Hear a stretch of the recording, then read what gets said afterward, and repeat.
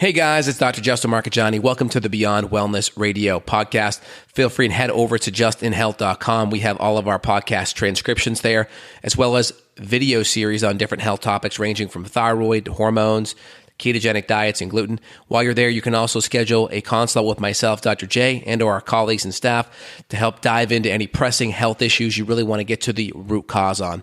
Again, if you enjoy the podcast, feel free and share the information with friends or family, and enjoy the show. And we are live here. Evan Brand, Dr. J here in the house. Evan, how are we doing today, my friend? Hey, doing awesome. Excellent. Well, we were chatting before the show. We're going to be chatting about overcoming sleepless nights, frequent urination. What's the root cause? What can we do about it? So really excited to dive into this topic. This is a common one that we get, frequently with our patients. So we're going to dive in and talk about getting to the root underlying cause. How are you doing, man? Oh, doing great. Well, I'm sleeping better than I was years ago. I was telling you before we hit record, like this topic really became very critical for me because I was up 3, 4, 5 times a night. And it was kind of this chicken or the egg question. It was like, well, am I up because I have to pee? Like the full bladder is telling me to get up and pee? Or is it just something else is screwing up my sleep? And oh, by the way, I might as well pee while I'm up. And so you start doing that a few nights per week. That turns into a few weeks per month. And before you know it, you're just totally drained and your performance during the day is impaired. Now you have brain fog and cognitive issues during the day. So really how well you perform during the day is really based on how well you perform at night. And if you're not getting that full recovery, it's a huge problem. And so fortunately for me, I can sleep through the night now. But it was a dream of mine. And it took me literally years to be able to sleep through the night. Occasionally I'll still wake up once or so, and there's different times of the night that you and I can talk about when people are waking up and what that may be linked to. But this is a huge problem. Insomnia is a massive problem. And the Ambien and Xanax and lorazepam and the conventional sleep or anxiety medications are not the root cause here. That's not a deficiency of pharmaceuticals is not going to be your problem. I agree. I mean, one of the first things I look at when we have sleep issues. So first off, there's a hormone from the hypothalamus called vasopressin or antidiuretic hormone, ADH for short. I dislike when they put double negatives in names. So a diuretic hormone, it helps you pee. And so an antidiuretic hormone, I just like it. It's the anti-pee hormone, right? The anti-pee hormone. So ADH, anti-pee hormone. So when you inhibit the antidiuretic hormone, right? 2 negatives equal a positive, right? So when you inhibit ADH, it's pro-peeing. It makes you pee more. And ADH or vasopressin, which is made by, stimulated by the hypothalamus, comes out from the posterior pituitary. It's going to connect with and stimulate glucocorticoids from the adrenals, which are going to be your cortisol and which are also going to be your aldosterone. They're going to have a major impact on your adrenals. So again, your glucocorticoids are going to have impacts on inflammation and on blood sugar. And so one of the best things you can do to prevent, let's just say, overstimulation of the adrenals is making sure your blood sugar levels are stable. You're not eating too much carbohydrate, putting too much processed carbs into your bloodstream. Because let's say you have a typical normal blood sugar of 100 milligrams per deciliter. That's your typical blood sugar reading. Let's say around 90 to 100. 100 milligrams per deciliter is 1 teaspoon of sugar. 1 teaspoon. So let's say you have something like a soda an hour or two before bed, right? 12 ounces. That's 10 teaspoons. So what's your body doing to clear out 9 teaspoons? It's having to make a whole bunch of hormones to convert that to fat, or it's either burning it up if you're active, it's converting it to fat, lots of inflammation, may even dump it out the urine. It's also going to cause a lot of dumping of B vitamins. It's going to cause dumping of electrolytes. It's going to cause a lot of dumping of magnesium as well. So stress handling nutrients. And so when you have ADH or vasopressin talking to your adrenals, you have this glucocorticoid thing. So making sure our blood sugar is really stable through good, healthy macronutrients, good protein, good fats, adjusting the carbs to kind of where you feel is best, more fruit, more vegetables, and like lower sugar fruit, less starch, and anything more processed. If you're doing starch, that's fine. And the next thing is aldosterone. Aldosterone is going to be made by the adrenals. It's a mineral corticoid, and that helps hold on to your electrolytes. So one of the biggest things with vasopressin or ADH is you have this diluted urine, right? And so if we add in more electrolytes, that concentrates the urine a lot better, and we're more likely to hold it when we have more electrolytes. That's why one of the big things when you drink, for instance, you're going to knock down your ADH, and it also causes a depletion of a lot of your electrolytes. It's part of the reason why you feel hungover the next day is there's a lot of electrolyte depletion / dehydration.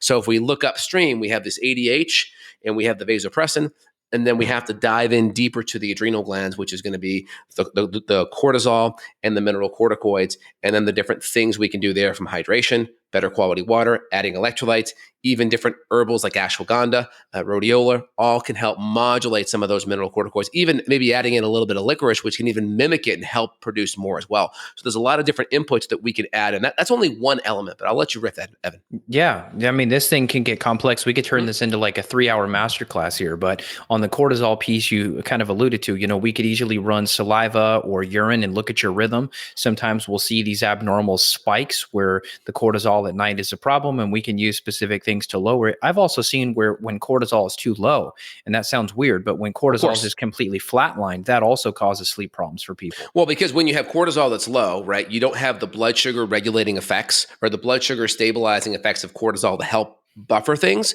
And so if you throw a bolus of carbohydrate that's too much for your body, you get this increase in glucose. Then you get this drop, this spike of insulin, which brings the blood sugar back down, and then the blood sugar can crash. And so when we're surging adrenaline and cortisol, or even if we're just surging blood sugar and then surging adrenaline to bring that blood sugar that's low back up, that can definitely stress out the electrolyte system. And it's also a sign if your cortisol is low, then your mineralocorticoids are also probably low, which is where aldosterone is made in the adrenal glands.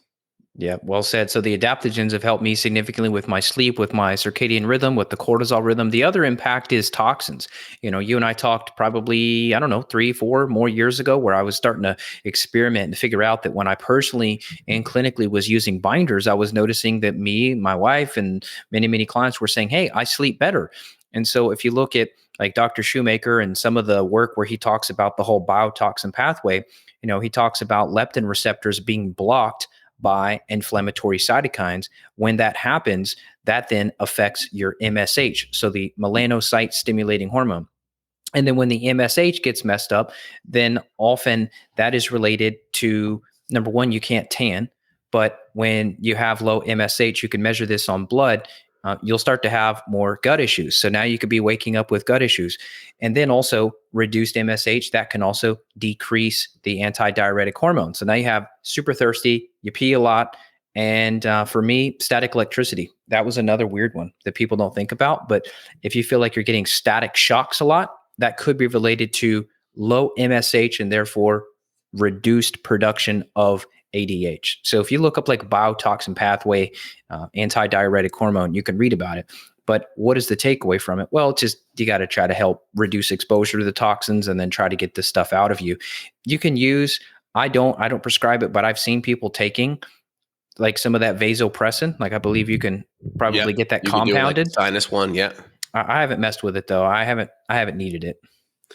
And so just to make sure I heard what you said correctly, you were saying that melanocyte stimulating hormone, is it depleted with toxins? It's lower with toxins? That's right. So the toxins deplete the ability for your pituitary hypothalamus to secrete that, correct? That's right. Yeah, there's some kind of connection between leptin too, like the inflammation from the cytokines, from the toxins screws up and cuts down MSH, and then that cuts down ADH as well. Yeah, it's like weird, right? There's a lot of feedback loops. Hypothalamic, that just means the hypothalamus, pituitary, adrenal, or thyroid. These feedback loops get disrupted with inflammation, right? And then you could put toxins as another driving factor of inflammation. So when it comes down to it, it's like, well, why is it disrupted? And then what can we do to get it back on track? And so if it's toxicity from mold, then okay, we have to figure out where we're getting exposed to and try to limit our exposure environmentally through clean remediation process, high quality air filtration, just something that's going to be simple out of the gate. That's going to lessen our load. That's going to help. It may be coming in and adding in some binders. It may be bumping up glutathione levels. It may be supporting methylation. And so there's a lot of different ways we can look at it. And of course, we know the liver hour, kind of according to Chinese medicine, when we detoxify and when the liver really dumps. Again, it's going to dump into the liver, gallbladder, into the gut, usually around 2 to 3 a.m. So if we're overly active, dumping a lot of toxins in the middle of the night, that could be something that overstimulates us and wakes us up. So if we have toxicity and we're having to dump it, having some binders in there before bed. So when those toxins get dumped, we can at least bind it up and then keep it moving through the intestinal tract and not let it get reabsorbed would also be a good strategy. Would you agree? Yeah, well said. I mean, I went from 3, 4, 5 times a night to go pee to maybe once, sometimes zero, just by adding binders before bed. So it was a significant change. Now, some older men, it could be prostate related. We've seen clinically we're just using some prostate support nutrients. That's helped reduce it. So maybe if you've had an elevated PSA, we could at least give a brief mention to that being related. So if there's prostate inflammation, maybe that's affecting your bladder and that's waking you up too. Females, what about the progesterone piece? I know you love talking about progesterone. You really focus on that. Is that a piece too? Because maybe lack of progesterone is affecting GABA, and then these women are more anxious, more irritable at night. You Yeah. think that's I related? mean, I think especially the average woman that's coming off of a stressful day, working or dealing with kids, they're going to have that sympathetic nervous system in overdrive, right? And so GABA, the GABA chloride channels are going to be more open with progesterone. So that's going to take that sympathetic nervous system down and bring it back into the parasympathetic where you're resting, you're digesting. So that's a key thing. We could even add in more nutrients, more GABA precursors like GABA itself or theanine, things like that, things like herbs that are going to work on those pathways, whether it's ashwagandha or whether it's holy basil, things that are valerian, lemon balm, melissa. Like these are different herbs that are going to upregulate our GABA pathways, which are going to allow us to switch from sympathetic to parasympathetic. Some people, we can even go into a nice cold shower. Cold showers can help activate that parasympathetic response as well. And I would say most women, if you're needing progesterone, why? More than likely, progesterone, it gets pulled downstream to pinch hit for cortisol, kind of like dopamine with adrenaline. Progesterone gets pinch hit and gets pulled downstream to deal with cortisol and your glucocorticoid stress hormones. And so when you're chronically stressed and inflamed, you'll pull that. Now, we can add in progesterone, it's fine, but you just have to make sure you're getting to the root cause of why you're overly stressed.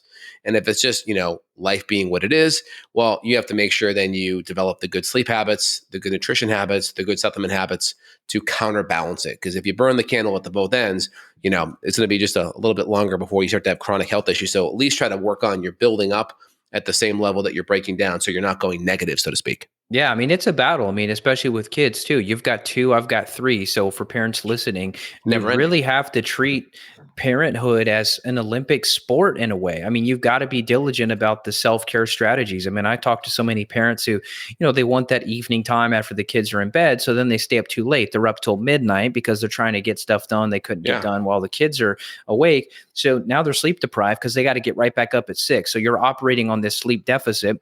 And then this is compounded by you wake up, have no blood sugar stability, you go straight for coffee, you haven't stabilized your blood sugar, and then you fall apart. So this thing compounds over time. One bad night of sleep is probably not going to destroy you, but if you set up your life in a way where you're up every night, maybe you're checking your emails or you're going on Instagram. Do you remember hearing this quote? There was some quote I heard before.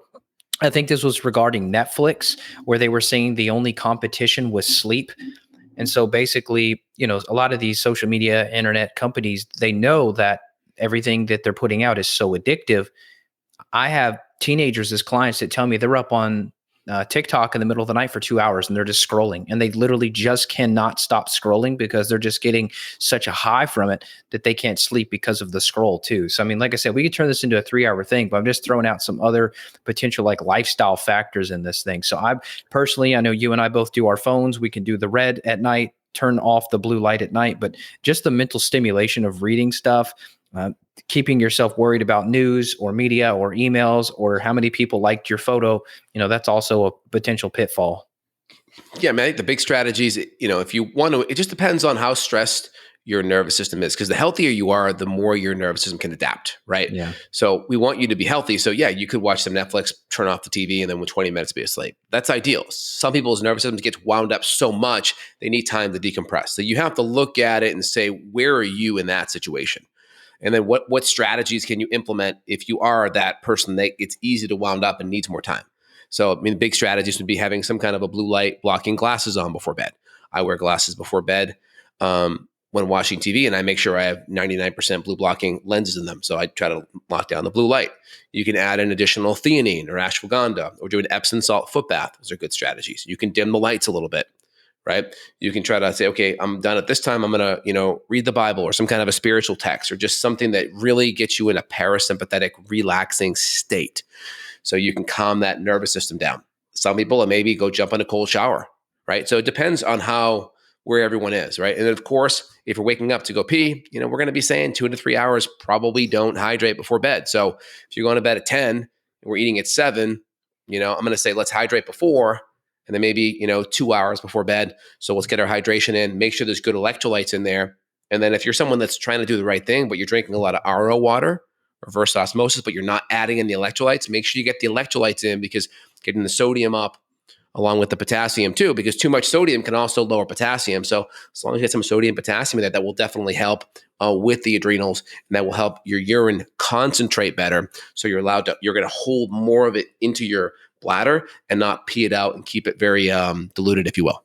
Yeah, well said. I mean, two other roadblocks here. Now, the interesting thing about YouTube, right, is there'll be a quote health influencer on YouTube, and they'll take an entire little like baby subject and turn that into an entire video. So I hope that you all listening and watching, you get the difference here, as opposed to just like internet researchers that Dr. J and I are actually clinicians. We're in the practice helping people. And so we can't just zoom in on one little thing for you just to make a YouTube video sexier, right? We're trying to encompass this whole issue as a whole and how we approach that from a functional medicine perspective. So I hope you get that, because we could zoom in and make a video longer than it needs to be by just doing thyroid and sleep. And we could do a whole hour on thyroid and sleep. Dr. J's wrote a book on thyroid. We could hit that all freaking day. However, we want to help make sure that you know how to zoom out and capture the big picture. So two other things I'll throw in here.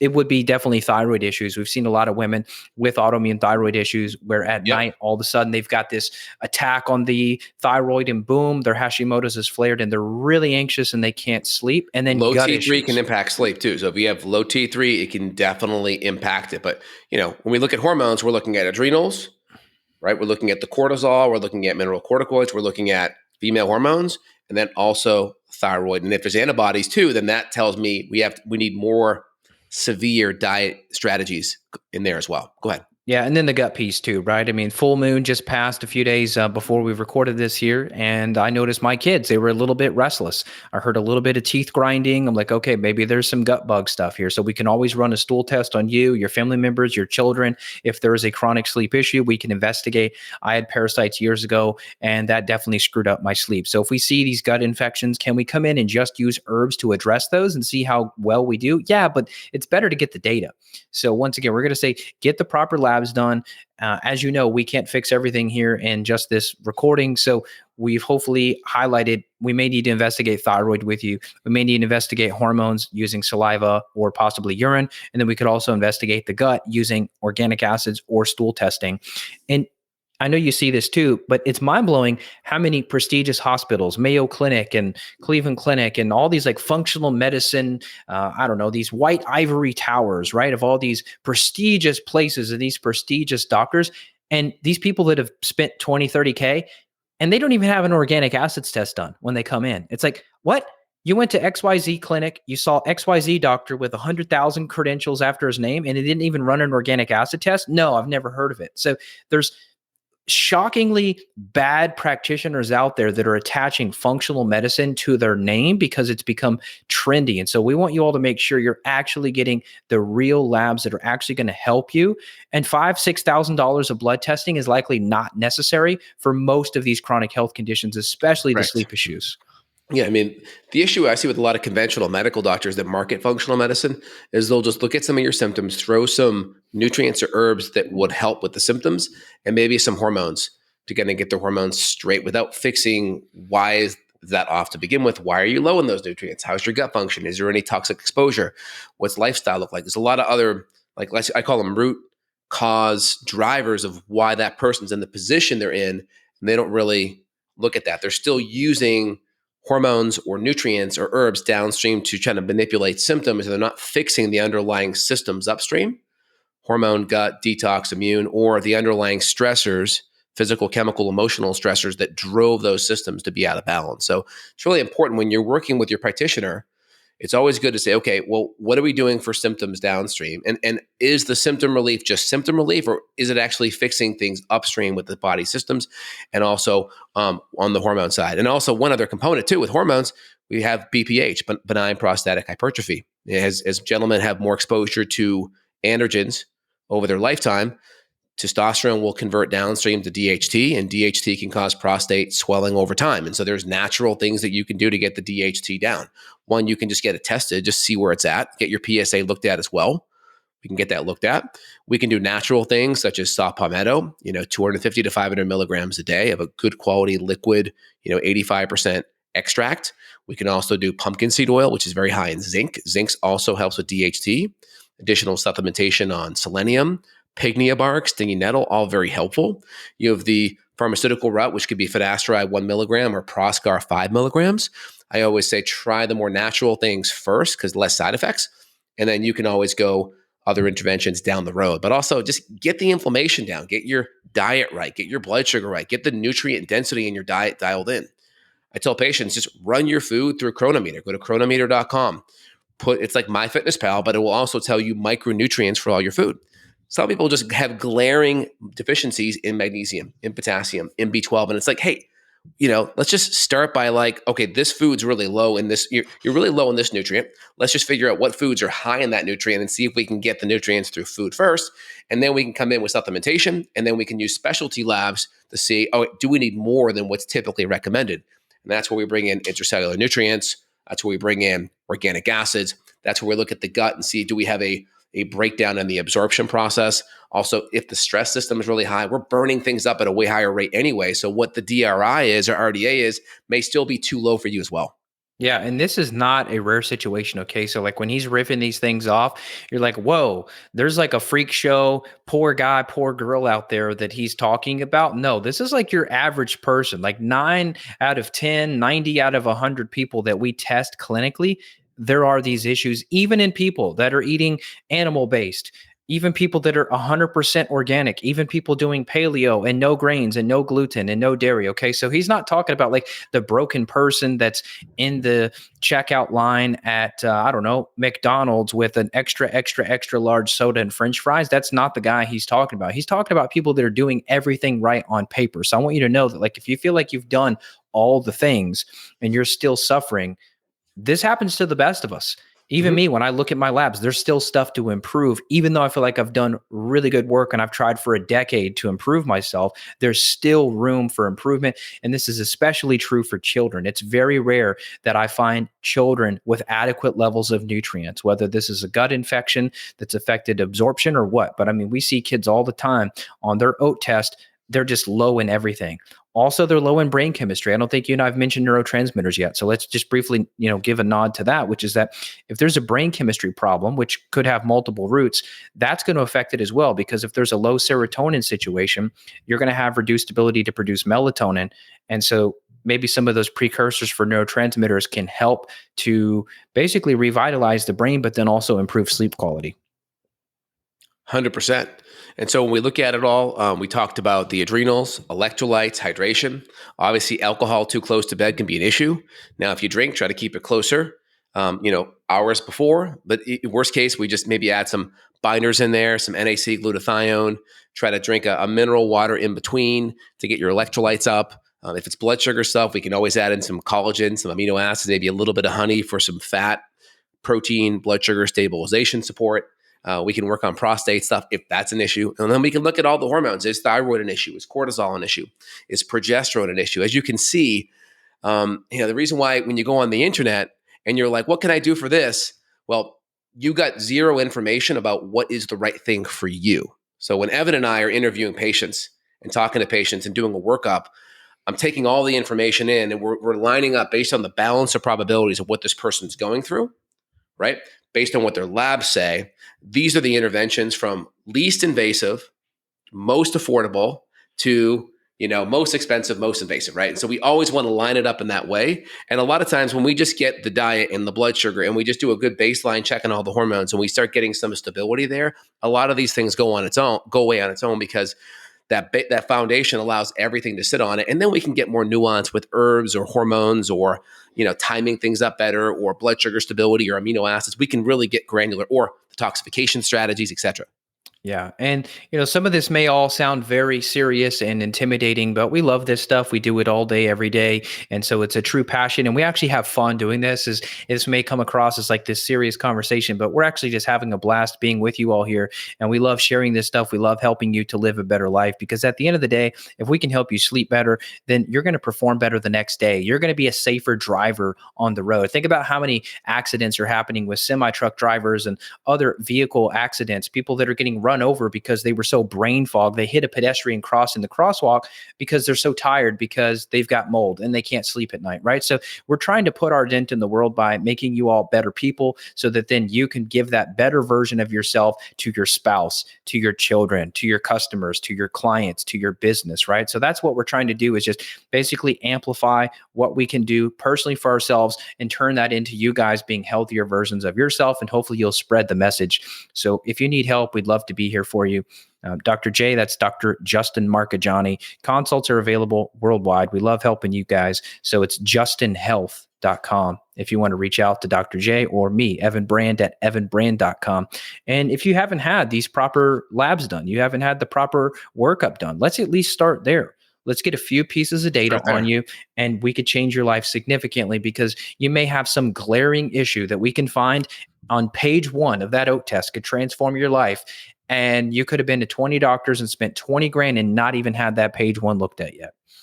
100%. Start with the foundation, work up from there. If you're stuck or need that little bit of help, hire that Sherpa to get you to the top of the mountain, so we can figure out what the best next intervention is, save you a lot of time, effort, and money in the process. Evan, great chatting with you, my friend. evanbrand.com, justinhealth.com. We're here to help, guys. If you want more support, love to see your comments down below. Let me know what's working for you. Something's helping, put it down below. People read these comments. I read them. I'm responding. It also will help with other listeners when they see things that have been helpful clinically. We're all about what's actually working. Evan, anything else you want to leave the listeners with? I think we covered most of it. I'm sure we could do a part 2, part 3 on this, but figure out the toxicity issue, figure out the stressful inputs at night. If you're watching murder shows, maybe you need to change it to something a little more romantic. If you're watching like police shootouts, you probably need to switch it to something else. So, or just hit the pause button. Hey, 9:00, that last hour, I'm going to go and read something more chillaxing, if you will, or go do some sauna, go do an Epsom salt foot bath, put those blue blocking glasses on. That's a good first step for sure. Yep. Amen. Excellent, Evan. All right, man. Great chatting with you. Everyone have a phenomenal week. Take care, y'all. See ya. Bye.